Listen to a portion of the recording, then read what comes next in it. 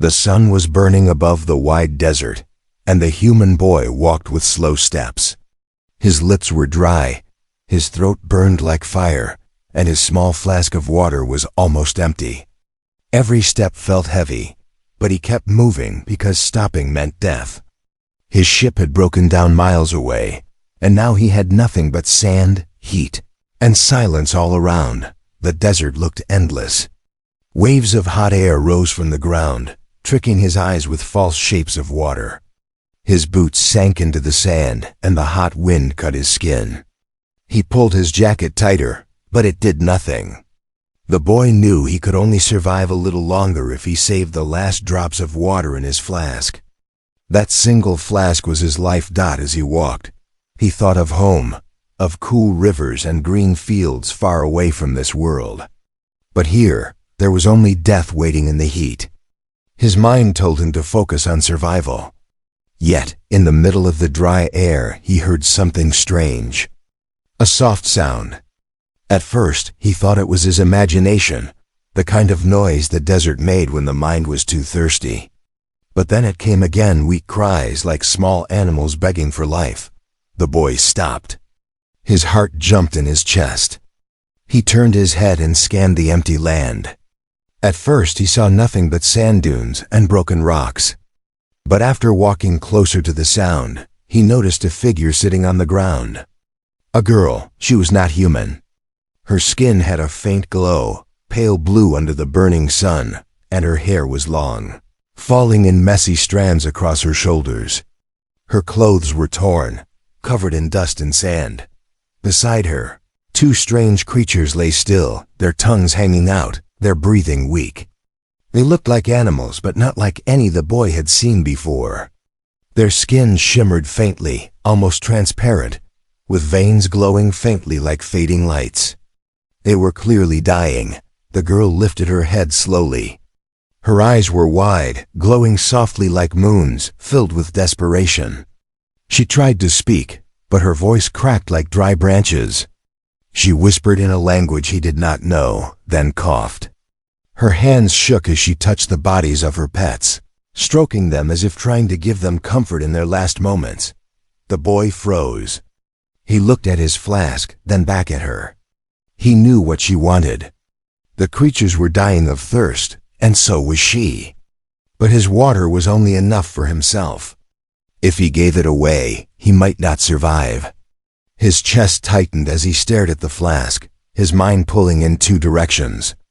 Survival or compassion. The desert was silent except for the weak breaths of the creatures. The girl looked at him again, her glowing eyes begging without words. He felt a sharp ache in his chest. Something inside him whispered that he could not just walk away. He had seen the fear and hope in her face. She was not his enemy. She was just another being trying to keep life from slipping away. The boy took a slow step forward. His throat was screaming for water, but his heart was louder. He knelt beside the girl and carefully opened his flask. She gasped, her eyes following the tiny bottle as if it was the most precious treasure in the world.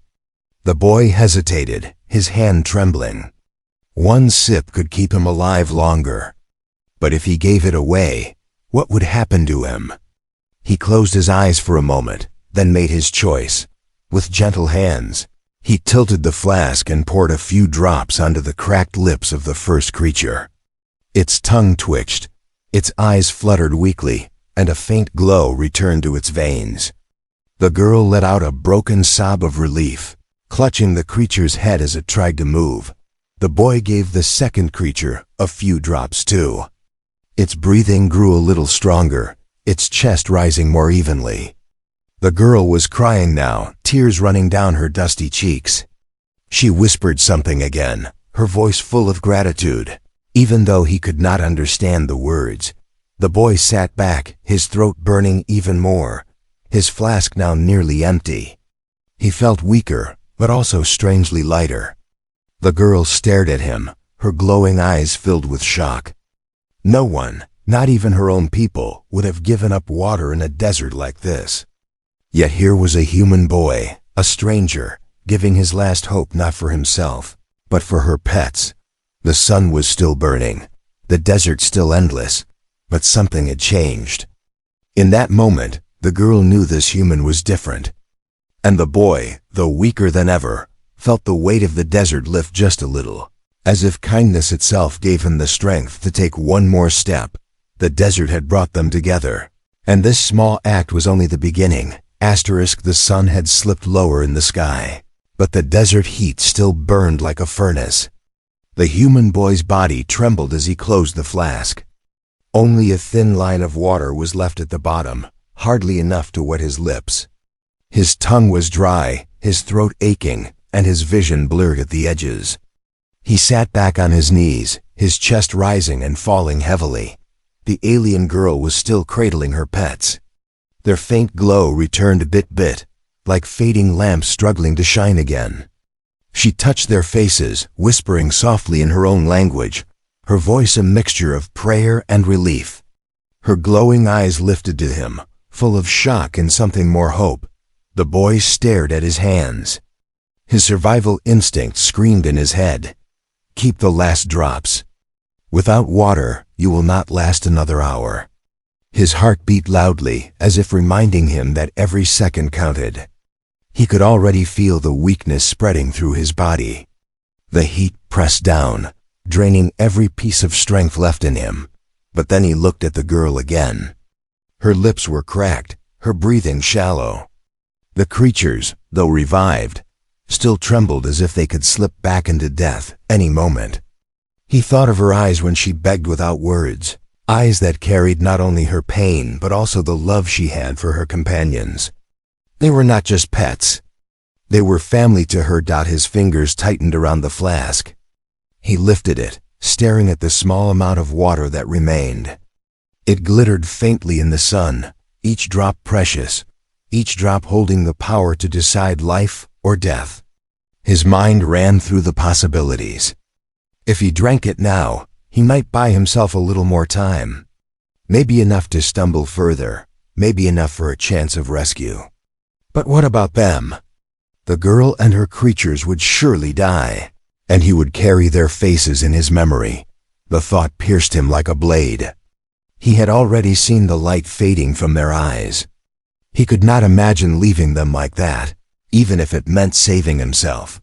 The girl moved closer, her voice breaking as she spoke. He could not understand the words, but her tone said everything. She was begging, yet at the same time, she seemed afraid to ask.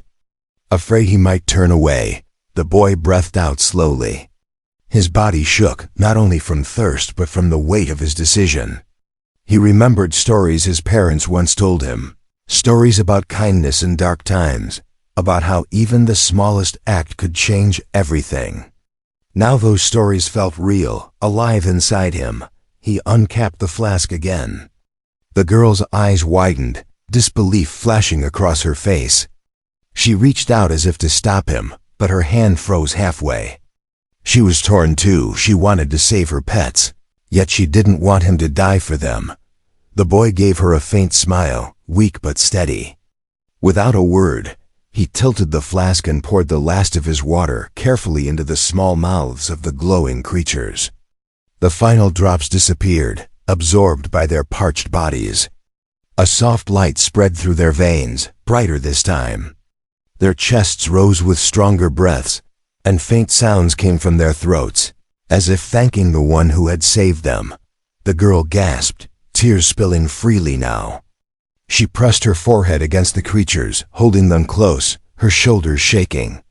Then she looked at him, her voice trembling as she spoke again in her alien tongue. Though he could not understand the words, her gratitude was clear.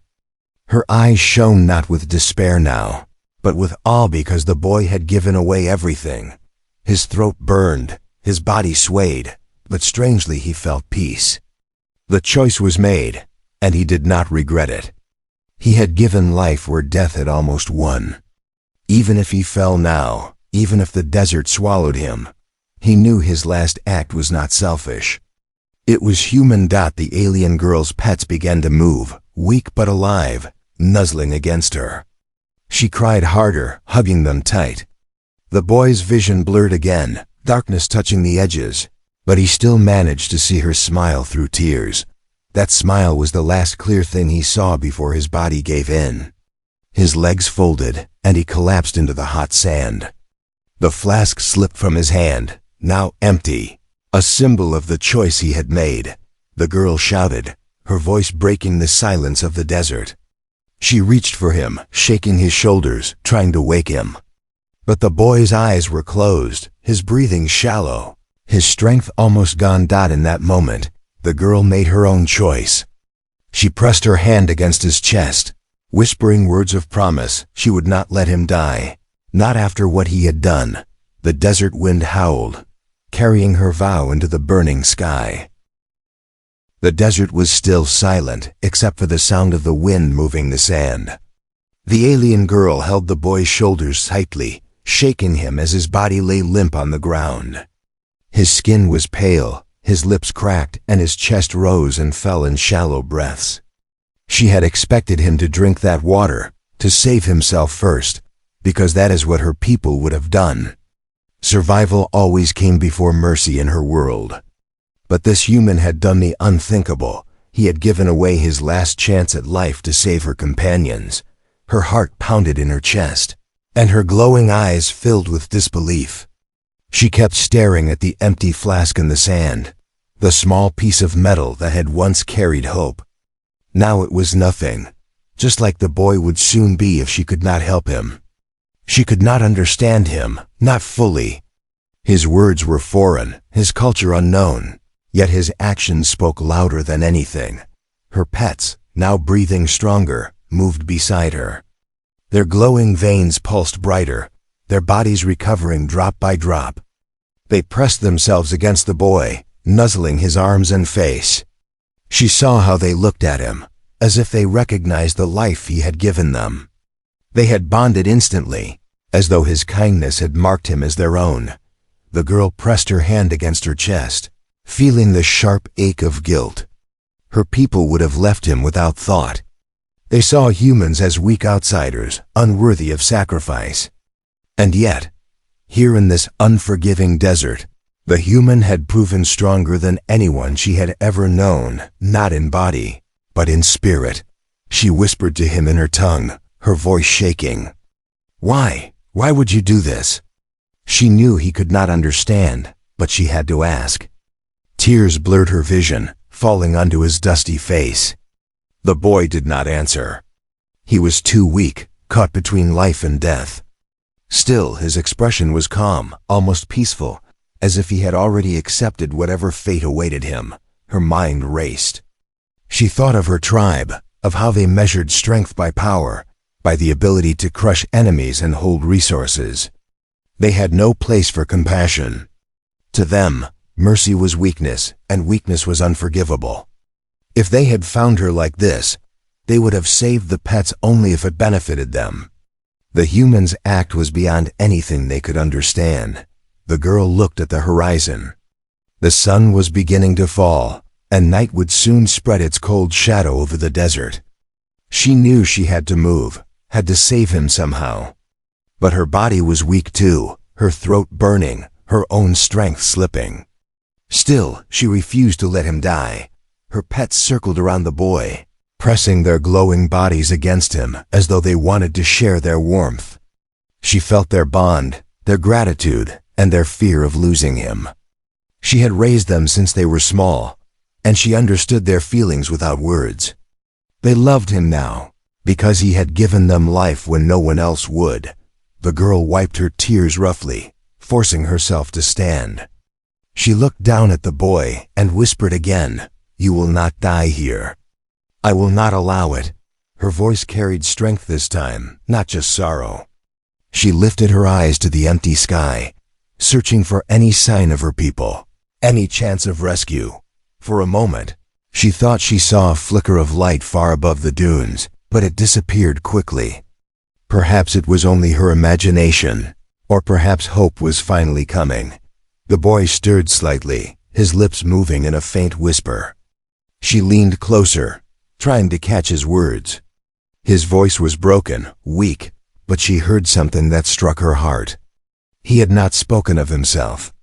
He had whispered one word, safe, as if the only thing that mattered was that she and her pets were alive. Her eyes widened again, filling with fresh tears. She had never met anyone who thought like this. His kind heart felt like something alien to her, more alien than his human body itself. She realized then that his sacrifice was not a mistake or a moment of madness. It was who he was.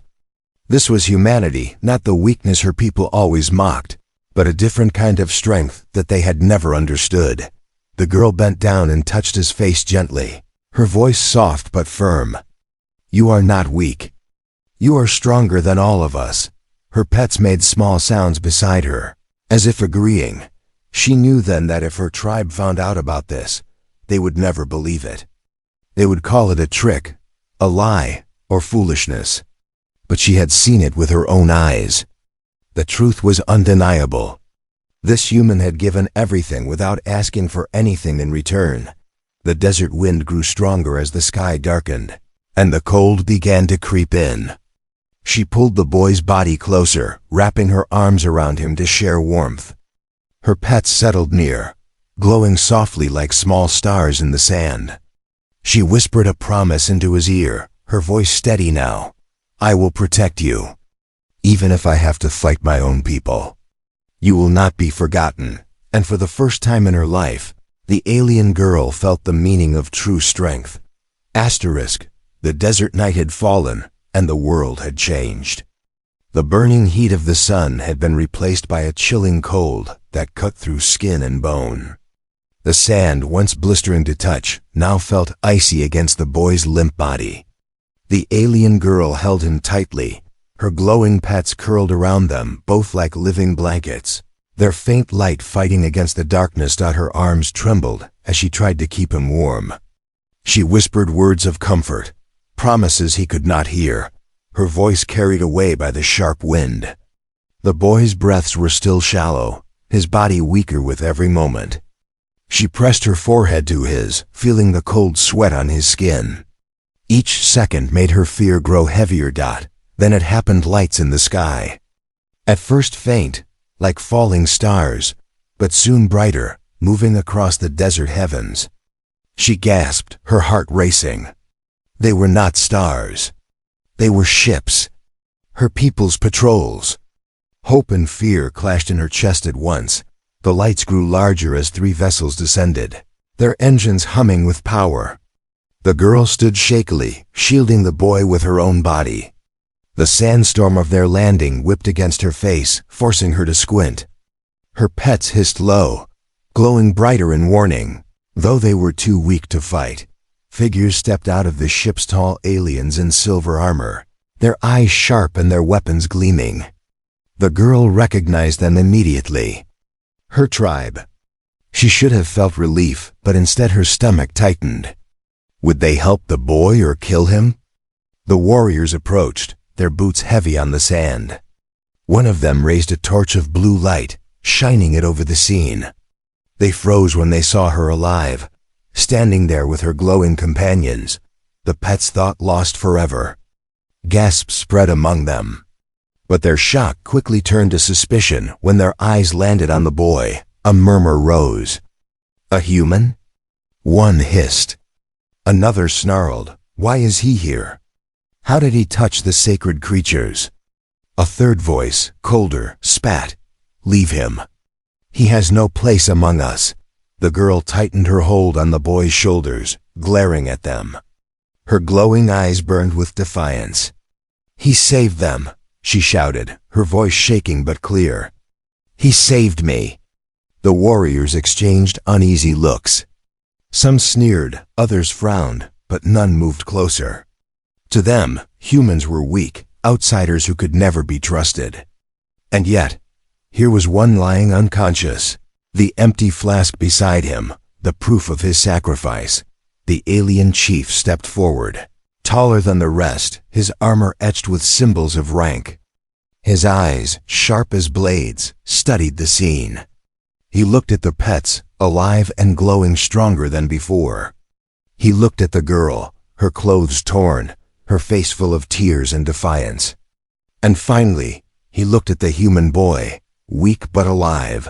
The silence was heavy, broken only by the desert wind. The chief's voice cut through it, deep and commanding. "Explain." The girl's throat tightened, but she lifted her chin. "I was lost. My companions were dying. He gave his water to them. All of it. He chose us over himself." Her voice cracked, but her words were steady. "Without him, we would be dead." The warriors murmured louder now, disbelief spreading among them. A human, giving up his life for alien creatures? It was impossible. Some shook their heads, refusing to believe. Others glanced at one another, uncertain. The chief's gaze remained fixed on the boy. His expression was unreadable, but something flickered in his eyes, a thought, a doubt, perhaps even respect. The girl stepped forward, her pets glowing beside her like proof of truth. "If you call him weak, then you know nothing of strength. He did what none of us would have done." Her voice rose with passion. "He is more than what you think humans are." The warriors fell into silence. None dared to challenge her words, not in front of the chief. The boy stirred faintly in her arms, a soft groan escaping his lips. The girl bent down quickly, whispering his name, though he could not hear her. Her pets pressed closer, glowing brighter as if trying to lend him their life force. The chief finally raised his hand, silencing the whispers around him. He looked at the girl, then at the boy again, and spoke in a low voice, "Bring them aboard." Gasps spread among the warriors. Some stepped back, shocked at the order. A human carried into their ship? It was unthinkable. But none could disobey the chief. The girl's heart leapt with relief. She looked at the boy's pale face, whispering softly, "You will live." Her pets chirped weakly, circling close. As the warriors lifted the boy carefully, carrying him toward the ship, the girl followed, her chest filled with a strange, unshakable feeling. She had always believed strength meant power, dominance, survival. But now, watching the unconscious human who had chosen kindness over life, she understood something new. The desert had tested them both, but only one had proven what true strength really meant. And as the ships rose into the night sky, the girl knew this was only the beginning. The hum of the ship echoed inside the metallic chamber as the human boy was laid gently on a low platform. Strange lights glowed from the ceiling, casting pale blue reflections on the walls. The alien girl sat close to him, her glowing pets curled protectively at his side. Their faint light shimmered across his weak face, as though they understood who had given them life. Around them, the tribe gathered in a wide circle. Warriors in polished armor, elders with long markings etched into their skin, and younger scouts who stared with wide, suspicious eyes.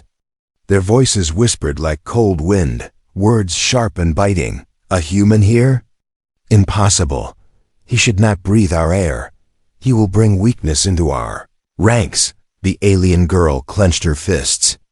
She wanted to scream at them, but her throat was dry, and her body still carried the weight of exhaustion. Yet her heart was steady. She knew she had to stand for him, or his sacrifice would mean nothing. The chief raised his hand, and silence spread across the chamber. His eyes, stern and deep, swept over the boy, the girl, and the glowing pets. His voice thundered, calm yet heavy with power. "This human gave away his last water. Not for himself, but for you. For them." He gestured at the creatures that now glowed stronger than before. "And yet, our people call humans weak. What say you now?" The circle erupted into noise again. One elder barked. It was luck. Nothing more. Another warrior snarled. He did it for himself, some hidden trick. "Humans are cunning," a younger scout whispered, "but the creatures live because of him." The girl stood, her legs trembling but her spirit unbroken. She stepped forward into the circle, her voice ringing clear. "No trick. No lies. He had nothing left, and still he gave. He could have walked away. He could have saved himself. But he chose us. He chose life. Her eyes burned with defiance as she looked at each warrior in turn. If that is weakness, then tell me, what strength do you truly honor? The room stilled. Her words struck like arrows, shaking the quiet pride that lived in their chests. The glowing pets padded forward, pressing themselves against the boy's body, their light shimmering brighter. The image was undeniable, alien life revived not by their own, but by a stranger they despised. The chief stepped down from his seat, his heavy armor clinking with each step. He stopped before the boy, staring at the unconscious human with unreadable eyes. The silence stretched until even the hum of the ship seemed to fade.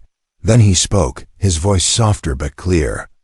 Our ways have always praised power, the power to command, to conquer, to survive. But perhaps true power lies elsewhere. He turned his gaze to the tribe. This human chose sacrifice over self. He gave life where death had taken hold. Tell me, which of you would have done the same? No one answered. Heads lowered, eyes turned away. Not a single warrior or elder stepped forward. The girl's heart swelled, pride filling her chest. She dropped to her knees beside the boy, brushing the dust from his face, whispering, "You are not alone." Not anymore, but not all were convinced. A warrior broke the silence, his voice filled with venom. "Chief, if we allow this human into our care, we risk corruption. He will never be one of us. His weakness will spread like sickness." The girl's glowing eyes snapped to him, fire in her gaze. "Weakness? Look around you. You call yourselves strong, yet none of you would have done what he did. He is stronger than all of us." Her pets hissed faintly, their glow brightening in agreement. The chief raised his hand once more. "Enough," his voice carried finality. "This judgment is not about blood nor tribe. It is about truth. And the truth is clear." He turned to the girl, his stern expression softening for the first time. "Your life and theirs were saved not by our kind, but by his. For that, he has earned a place of honor. And no voice will call it otherwise." Gasps spread across the circle. Some bowed their heads in reluctant acceptance, while others exchanged uneasy looks. The girl let out a trembling breath, relief flooding her chest. She looked down at the boy again, tears forming in her eyes. He was still weak, still fragile, but now he was no longer just a stranger in their eyes, the tribe's. Judgment had been spoken. The boy's sacrifice had planted a seed of change, and though he lay unconscious, he had already shifted the hearts of a people who had never before believed humans could be more than fragile outsiders. Asterisk. The boy's eyelids fluttered open, heavy as stone. For a moment, he thought he was still lying in the desert, the burning sun above him and death close at hand. But instead of sand, he felt smooth metal beneath his body. Instead of blazing heat, he felt cool air brushing against his skin. Slowly, his blurred vision sharpened. Strange glowing lights circled overhead, and alien voices hummed low in the background. Confusion swept through him. He tried to move, but his arms felt like lead, and his throat was too dry to speak. Then, suddenly, something warm brushed against his hand. He turned his head weakly and saw them, the glowing creatures he had saved. They pressed against him, their faint light flickering like stars in the dark. Their eyes shone with recognition, with trust. A soft gasp reached his ears. He turned again and saw her, the alien girl. She was sitting close, her eyes wide with relief. For hours, she had not moved from his side, her body stiff but her spirit unyielding. The moment she saw his eyes open, her glowing tears spilled again. She whispered words he couldn't understand, but the sound was gentle, almost musical. He tried to smile, though his lips cracked painfully. "They're safe?" His voice was a broken whisper, almost too faint to hear. The girl nodded quickly, pressing her hands to her chest. She pointed to the glowing pets, then back at him, her expression full of awe. He understood without words. Yes, they were alive because of him. The boy's chest rose with a slow breath of relief. His sacrifice had not been wasted. Yet as his gaze drifted past her, he noticed others watching him. Dozens of aliens stood in a circle, their eyes cold and sharp, studying him like a strange creature caught in a trap. He felt their distrust immediately. Even weak and barely alive, he could sense the tension in the room. The girl noticed it too. She moved closer to him, placing herself between the boy and the tribe, her glowing eyes hard with defiance. She would not let them harm him. The murmurs of the crowd rose again. Why does he still breathe? Look how fragile he is. He is nothing, nothing? He saved them when we could not. The boy couldn't understand their language, but he understood their tone, half contempt, half disbelief. He wanted to speak, to defend himself, but his throat burned too much. Instead, he turned his head toward the girl, silently asking what would happen now.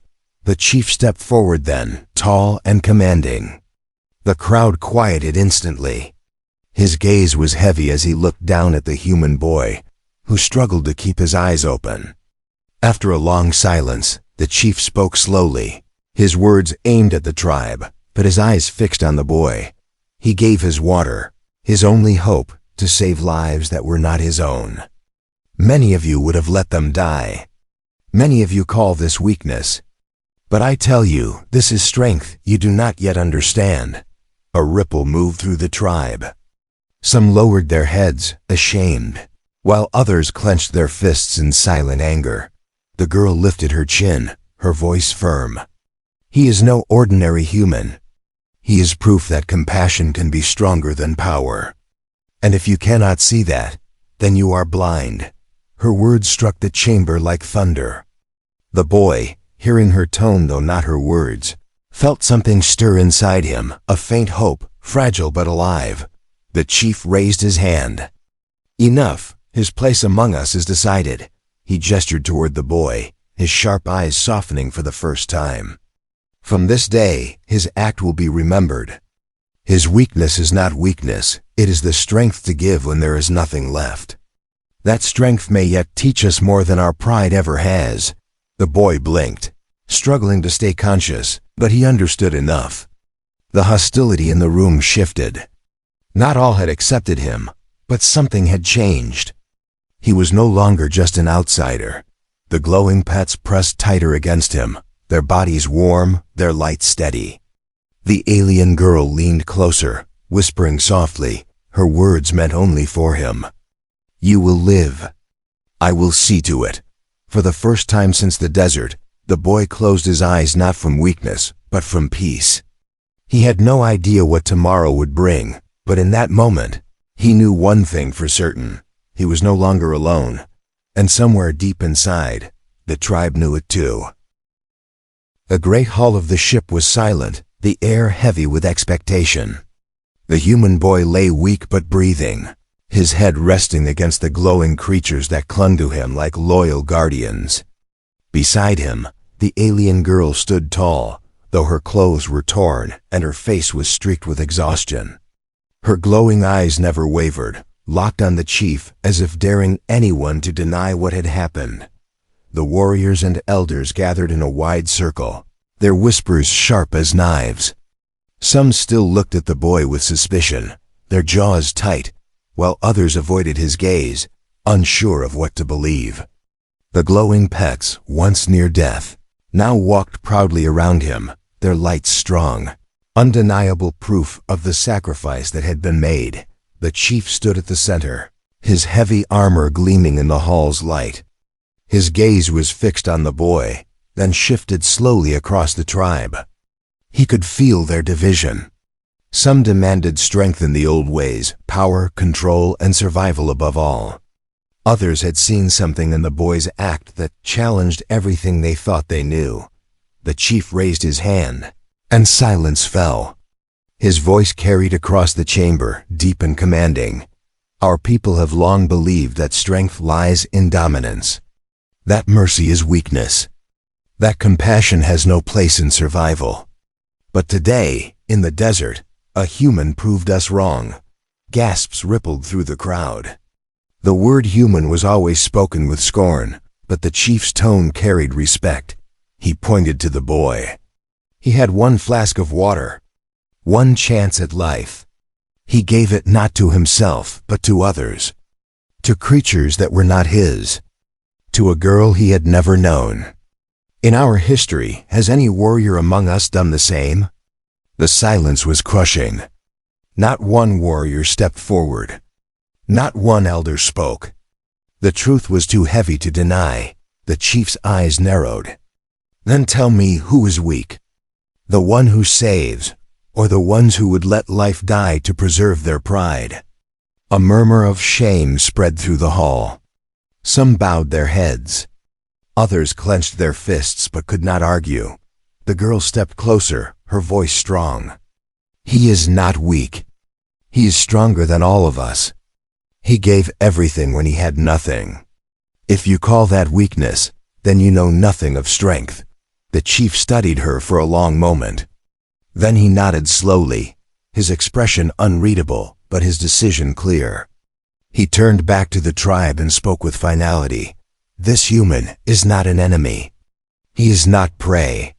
He is not weak. From this day forward, his sacrifice will be remembered. His act will be honored. He will walk among us under my protection. The hall erupted in shock. Some cried out in protest, but none dared challenge the chief's word. His voice was law, and his decision was final. The boy stirred faintly, half-conscious, unaware of the storm of history he had just set into motion. The alien girl knelt beside him, her eyes glistening with tears of relief. Her glowing pets curled closer, their soft light wrapping around the human like a living shield. The chief's gaze softened for the first time as he looked at the boy. You have given more than many of us ever would. You have shown us that strength is not only in power, but in sacrifice. May your kind never be underestimated again. The tribe bowed reluctantly, the echo of the chief's words settling into their hearts. Something had shifted forever. The human, who had entered the desert as nothing but a fragile outsider, had now forced an entire people to question what true strength meant. The alien girl leaned close to him, whispering in her language. You are not just a boy anymore. You are a light in the desert. And I will never let your story be forgotten. The human, too weak to answer, let out a faint breath, a ghost of a smile touching his lips. He had no idea what his choice would mean for the future. But in that moment, with the girl at his side and the tribe silent in respect, he had changed the galaxy's view of humanity forever.